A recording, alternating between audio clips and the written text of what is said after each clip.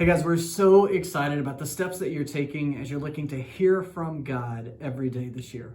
All right, Greg, I know that last week in your note, you asked people to kind of give us some feedback on the ways they've been listening. What did you hear? It was remarkably encouraging to me to hear not only that some of you are doing it while you exercise or getting ready in the morning, those things that I suggested, but I think there's best practices some of you might want to pick up on. There were people doing it, when they're doing a hobby, out woodworking in their shop. There was someone who said they do it actually when they wake up at night, and that can sometimes be a kind of a disconcerting time for them, but this brought them peace. We have people who are listening at a time their kids can listen with them.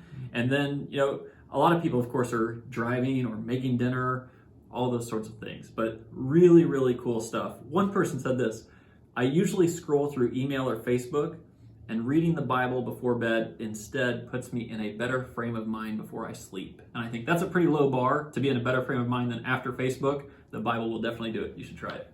Yeah, absolutely. And I know some of you replied by text and kind of gave some input about the ways that you were having this experience and it was changing you. A friend of mine, Eric, was talking about the fact that, it was coming back at different points through the day. And he ended by saying this: I'm excited to see how this progresses throughout the year. I've not read a large portion of the Bible, and so I'm looking forward to this exposure regularly because he knows it can shape his whole day. Yeah. Another guy, this is Josh, he said, when I'm listening, I'm able to visualize and not worry about the little details like long names. And I want that to be a gift to you. Remember that. You don't have to capture every single word.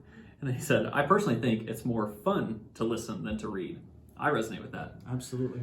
So one of our friends, Tim, took your lead, followed your lead, got a Bluetooth speaker for the shower, but was also talking about the impact that it just has on his attitude throughout the day. He said, I find that listening almost every day, I remain more focused on Jesus. I have more peace and more direction. And it's more of an effort to incorporate the teachings into his life, and I'm happier because of it. I mean, Jesus talks about the fact that it's the architect of life. Like, he's going to be able to reshape the way that we live it. Yeah. There's so much good stuff. I hope you're grabbing some of this. I'll read one last one here.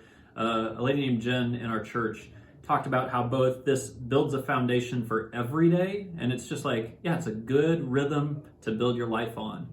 But then she also describes the times when a verse or a concept really stands out and grabs her attention. And then you start to see how what grabbed your attention earlier in the day intersects with the events of your day. So I love it when people see God as part of everyday life with that. Absolutely. You're probably finding this to be true. This is a chance to hear from God every day. He has something he wants to communicate to you, and it will reshape you and those around you. I guarantee it.